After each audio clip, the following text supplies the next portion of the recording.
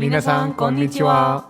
En el tercer episodio de Kanpeki vamos a enseñaros una lista de palabras interesantes en japonés. Algunas serán interesantes por su significado, ya que no existen en nuestro idioma como tal, y otras serán interesantes por sus kanjis. Otras también lo serán por su simpleza, pero seguro que todas las palabras que vamos a explicaros, o al menos muchas de ellas, os resultarán curiosas o interesantes. Estás escuchando Kanpeki, el podcast de la Academia de Japonés Yo Te Formo, con la producción de Laura Marsella y Jesús López. Puedes suscribirte al podcast en la plataforma de podcast que prefieras, a nuestro canal de YouTube y a nuestra newsletter en nuestra web para no perderte ninguna novedad de la Academia. Y si te apetece aprender japonés desde casa, pásate por yoteformo.com y mira los cursos de japonés que tenemos disponibles. Y ahora sí, ¡Hajime Mashou!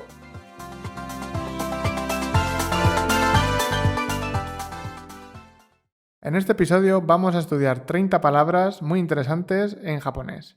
Laura, ¿cuál es la primera palabra que vamos a estudiar? Vamos a estudiar yui, que significa veterinario. Y Laura, ¿por qué es interesante esta palabra? Porque el primer kanji de yu significa bestia o fiera. Y el segundo kanji, i, es médico, viene de la palabra isha. Entonces, el médico de las bestias es el veterinario. Bueno, puede llegar a tener sentido.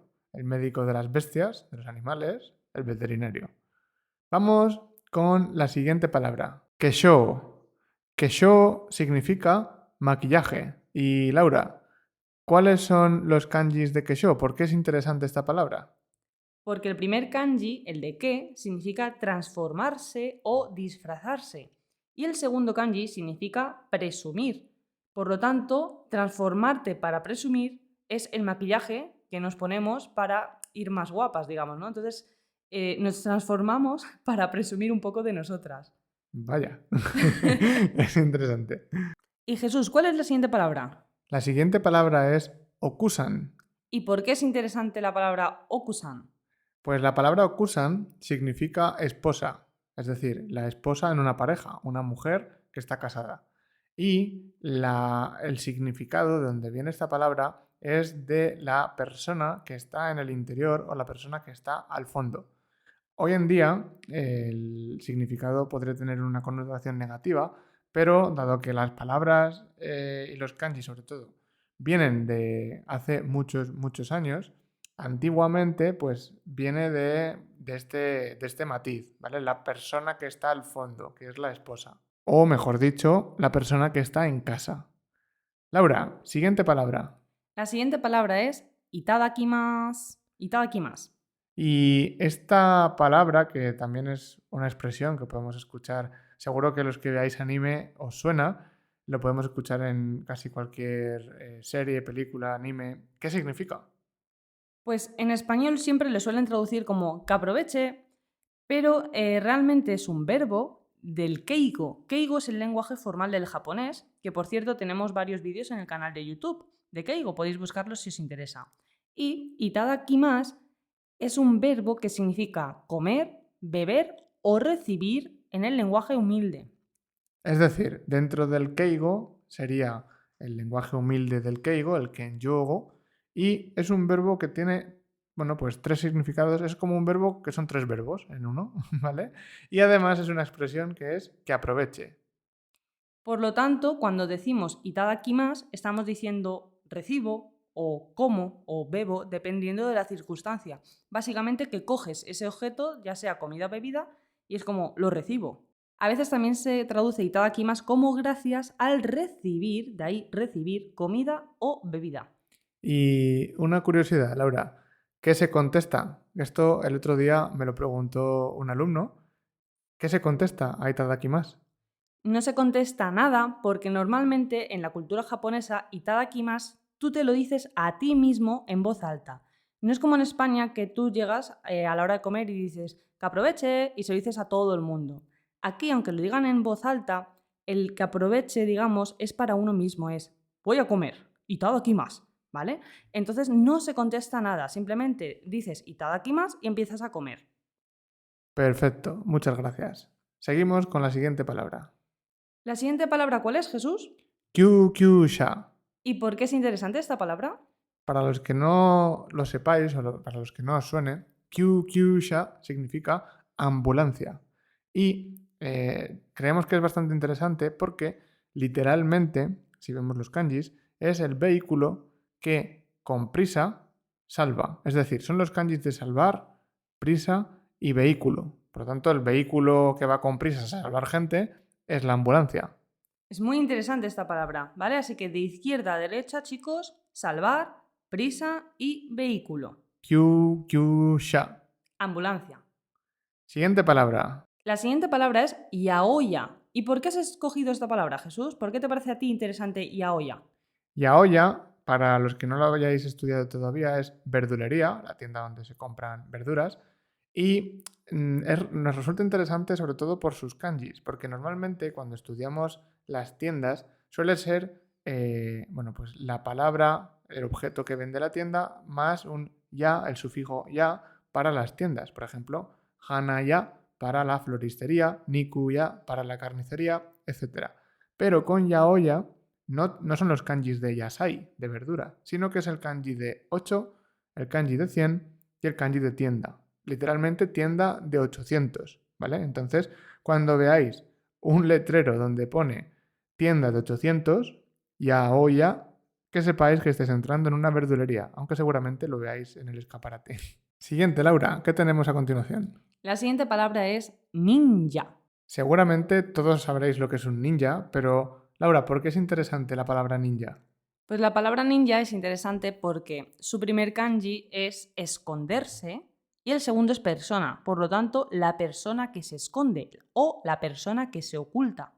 Como veis, cuando estudiamos los significados de las palabras y de los kanjis, no es todo tan místico como parece. Un ninja, que podría ser una persona como muy... hay un misticismo, simplemente es una persona que se esconde. La persona que se esconde es un ninja, ¿vale? Entonces, Es que se esconde muy bien. efectivamente, ya lo sabéis, chicos. Ninja, la persona que se esconde. Siguiente, Laura. Vale, la siguiente palabra es origami. Origami es una palabra también, pues muy interesante y que es muy famosa, todo el mundo sabe lo que es el origami, pero realmente, al igual que pasa con ninja, ¿qué significa, Laura, origami? Significa papiroflexia, porque la primera palabra, ori, viene de orimas, que es doblarse. Y el siguiente kanji o siguiente palabra es el de kami, papel. Al juntarse el verbo orimas con kami, surge la palabra origami, gami con tenten, ¿bien? Entonces, es el papel doblado, el papel que se dobla.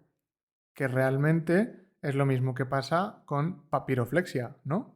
Sí, papiro es como el papel antiguo, por así decirlo, y flexia de flexionar, doblar, es doblar papel.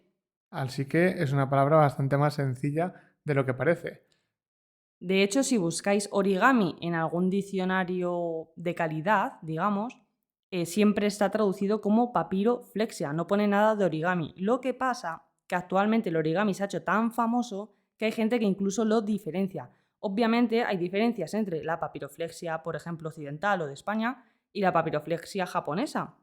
Y entonces aquí normalmente a la occidental se le llama papiroflexia y si hablamos ya del estilo japonés se le suele llamar origami, pero eso es solamente gente que entiende un poco. Realmente la palabra en sí significa papiroflexia, no tiene ningún matiz raro. Ya lo veis. Vamos con la siguiente palabra. La siguiente palabra es bakemono. Bakemono. ¿Bakemono? Bakemono wa nan desu ka? ¿Qué es eso, Jesús? Bakemono es fantasma, espectro o monstruo. ¿Y por qué es importante? Bueno, más que importante, ¿por qué es curiosa, Laura, la palabra bakemono? Yo creo que es bastante interesante porque igual, ¿no? La primera palabra es transformarse y la segunda, mono, es cosa. Entonces es la cosa que se transforma o la cosa que toma otra forma. Entonces no es una forma humana, por así decirlo, sino que toma otra forma un poco más rara, ¿no? Un monstruo, un fantasma, un espectro. Solo como curiosidad, el kanji de bakemono es el mismo kanji que el de kesho, el de maquillarse, el de transformarse. Por lo tanto, ya hemos visto dos palabras con este kanji. Bueno, la siguiente palabra que tenemos aquí es harakiri. Harakiri. Madre mía, menuda palabra. Seguro que a muchos os suena la palabra harakiri. ¿Qué es esto, Jesús? Pues si os gustan las películas y la cultura samurái, seguramente os sonará hacerse un harakiri o hacerse el harakiri, una expresión. Bien, pues harakiri literalmente es cortar el estómago. Hara es estómago y kiri viene del verbo kirimas, de cortar. Por lo tanto, cuando una persona se clava una espada en el estómago, se suicida haciéndose el harakiri. Se clava normalmente una katana. Y esto es, bueno, pues es este tipo en concreto de quitarse la vida, harakiri. Es curiosa porque, como con muchas otras palabras que estamos viendo, interesantes, simplemente es cortar estómago, cortarse el estómago, harakiri. Pero cuando la decimos desde el extranjero, pues hay bueno, pues cierto misticismo con la palabra harakiri. Suena algo un poco quizás extraño, pero realmente simplemente es cortarse el estómago. A raíz de esta palabra os quiero decir una expresión extra que es la de haragahetta. ¡Haragahetta! Seguramente os suene de escucharlo en los animes. Haragahetta, que es tengo hambre, ¿vale? Hara, estómago, hetta viene del verbo herimas, que es bajar o disminuir. Entonces, haragahetta significa como que no tienes ya nada en el estómago, entonces tienes hambre. Y relacionado con la palabra anterior, con harakiri, Laura, ¿con qué se hace el samurái el harakiri? Con la katana. ¿Qué es una katana, Laura? Una katana realmente es una espada. Simplemente una espada. Entonces, katana se puede traducir como espada o se puede traducir como sable japonés. Pero es cualquier espada de cualquier país. Por ejemplo, si decimos Toledo no katana, estamos hablando de las famosas espadas de Toledo. Entonces, para que yo me aclare, si yo me voy a Toledo a comprarme una espada ornamental, una espada de decoración, ¿estoy comprando una katana? Sí, estás comprando una katana. Si hablas en japonés, claro. Efectivamente, las katanas, aunque nosotros desde Occidente las relacionamos con las espadas japonesas, si tú pones imagino que en Google Imágenes katana, lo que te va a aparecer es espadas japonesas.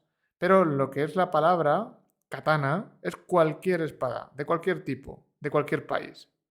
Pasa lo mismo como con la palabra sake, que hemos dicho ya a veces en el canal de YouTube que sake significa simplemente alcohol y la gente relaciona sake con otra palabra que es nihonshu, que es sake japonés o alcohol japonés. Por lo tanto, katana es espada y sake es alcohol.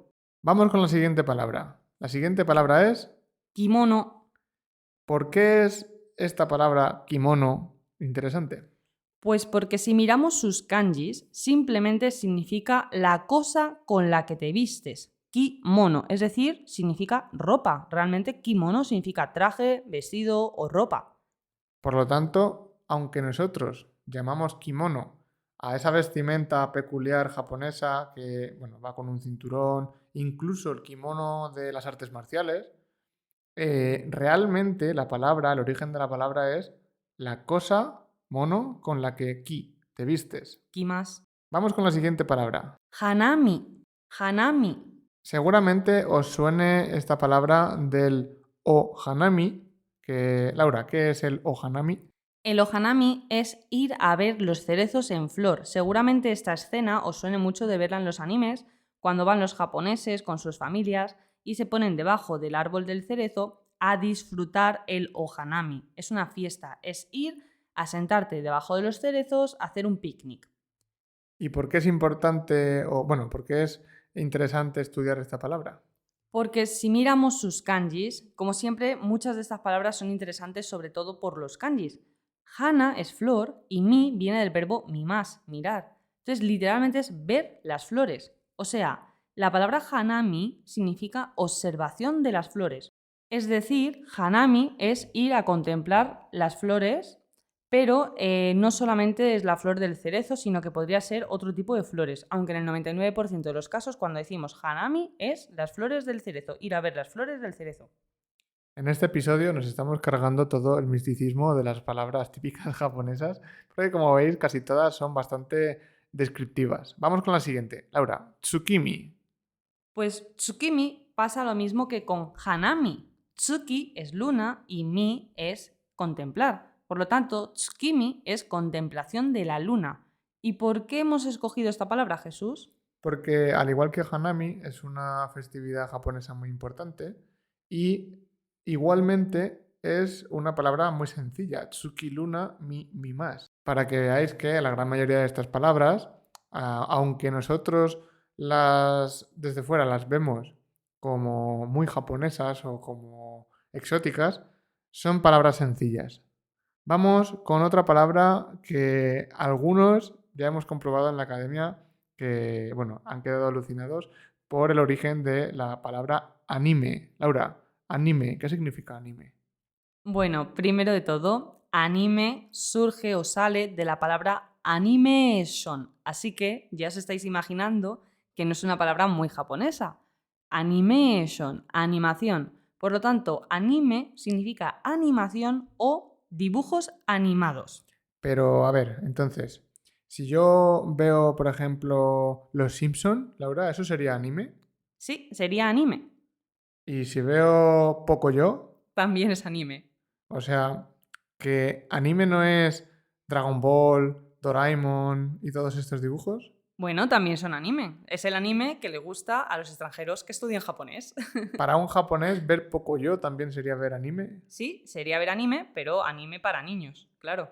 Bueno, pues esto es algo que muchos alumnos, sobre todo del nivel inicial, no sabían o no suelen saber y que, bueno, pues es un poco, a veces espectacular. Sí, Siempre asociamos el anime a Japón, pero no tiene por qué ser así.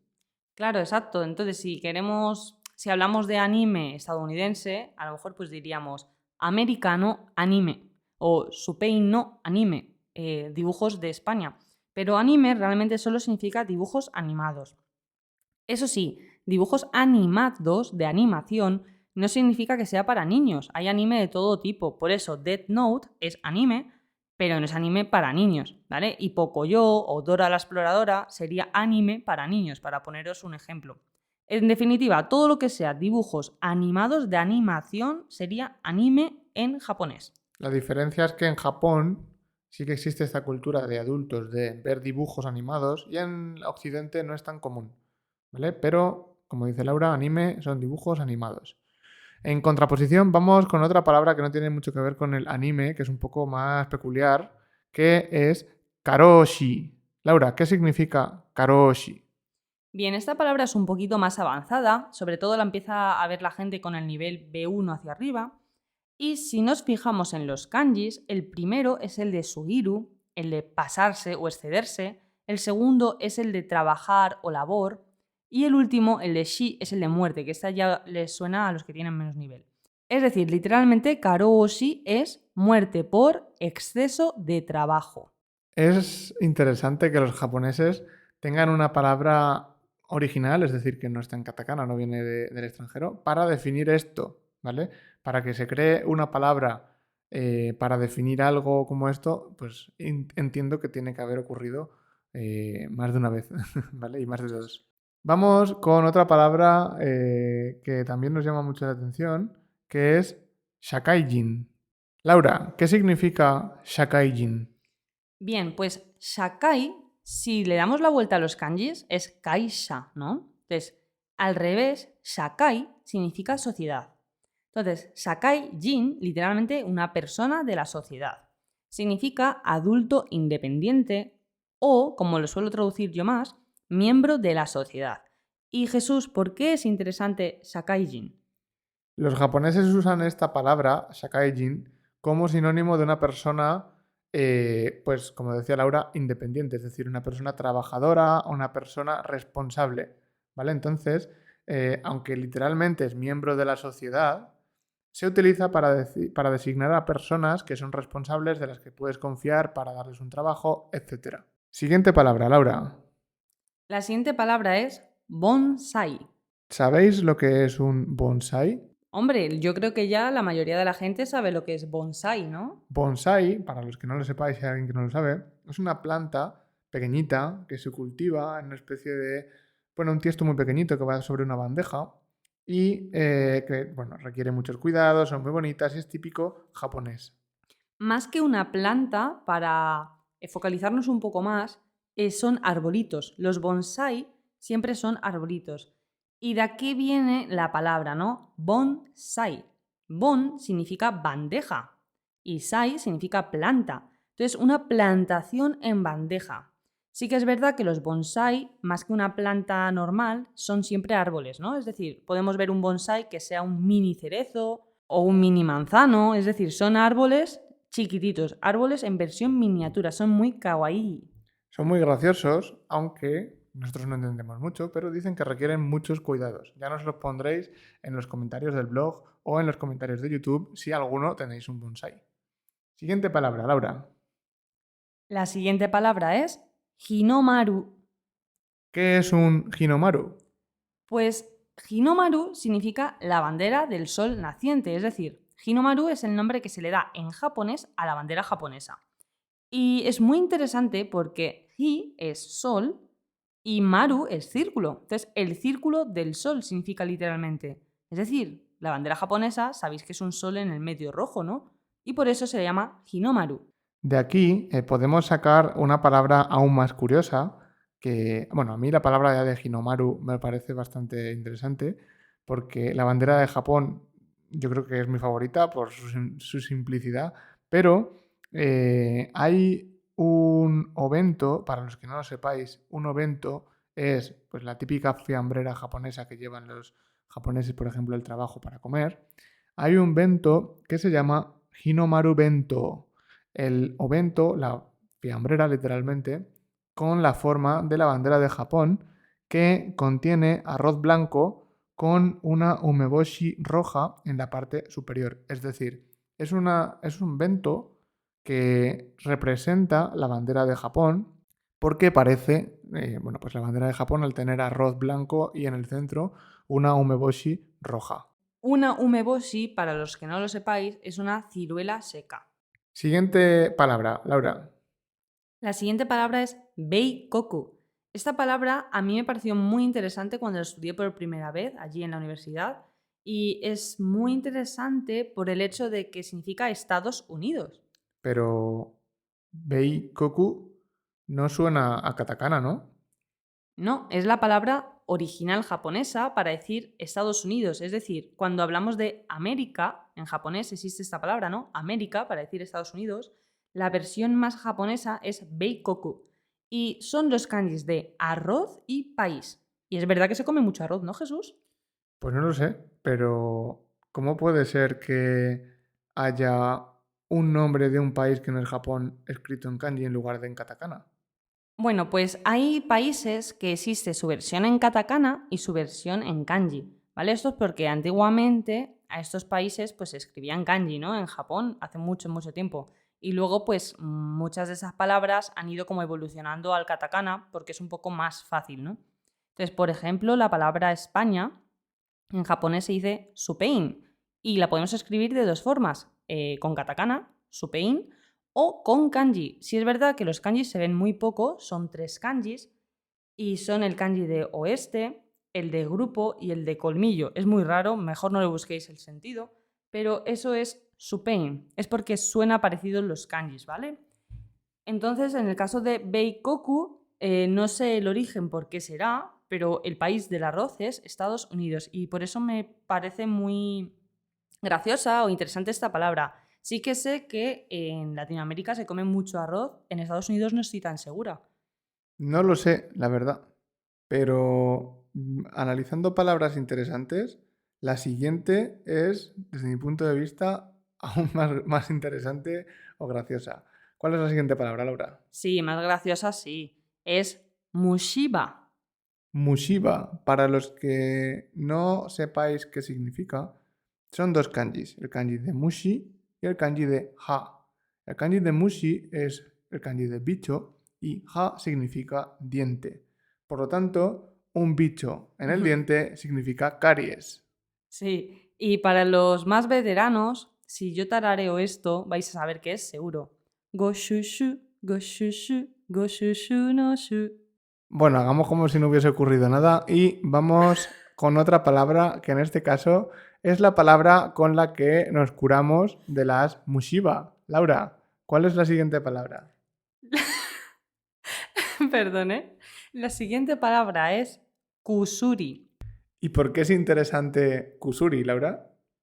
Pues es muy interesante por su kanji, ¿vale? Si nos fijamos en el kanji de kusuri, que por cierto, todas estas palabras las podéis ver en nuestro blog, así podéis ver los kanjis, es la parte de arriba es el radical de planta, ¿vale? Y abajo tenemos el kanji de divertido, de tanoshi. Entonces, una planta divertida es, Jesús. Una medicina. Literalmente, una droga. Ya sabéis que en muchos idiomas, droga es una especie de sinónimo de medicina. Por lo tanto, una planta divertida es una medicina. No queremos hacer apología de las drogas, ¿vale? Pero para que sepáis el origen. Vamos con la siguiente palabra. Ao. ¿Y por qué te parece interesante la palabra ao, Jesús? Pues ao significa azul o verde. Lo interesante de esta palabra es que los japoneses, para este concepto de azul, no diferencian del todo del concepto de verde, ¿vale? Sí que hay otra palabra que es verde, que es midori, que se utiliza para expresar el verde sin el concepto de azul, pero en el pasado se utilizaba la palabra ao como, pues indistintamente para los colores azul y verde. De hecho, tenemos muchas palabras que vienen del pasado que llevan la palabra ao con significado de verde. Por ejemplo, Aomori-ken, la prefectura de Aomori, Ao, verde, Mori, bosque, prefectura del bosque verde, Aomori-ken. Y otra de ellas muy famosa es Ao Shingo, semáforo en verde, Ao Shingo. Por lo tanto, pues tened en cuenta que cuando veáis el kanji de ao o la palabra ao, puede ser que tenga el concepto de verde en lugar de azul. Sin embargo, si queréis decir azul, decid siempre aoi o ao. Y si queréis decir verde, utilizar la palabra midori. Vamos con la siguiente palabra. La siguiente palabra es dobutsu. Bien, doubutsu a mí me gusta mucho porque el primer kanji es el de moverse y el segundo el de cosa. Entonces, la cosa que se mueve, ¿qué será, Jesús? La cosa que se mueve es un animal. ¿Así? Hoy en día todos estos conceptos quizás quedarían un poco desactualizados, pero antiguamente, cuando surgieron todas estas palabras, una cosa que se movía que no era un humano era un animal, dobutsu. La siguiente palabra es hashioki.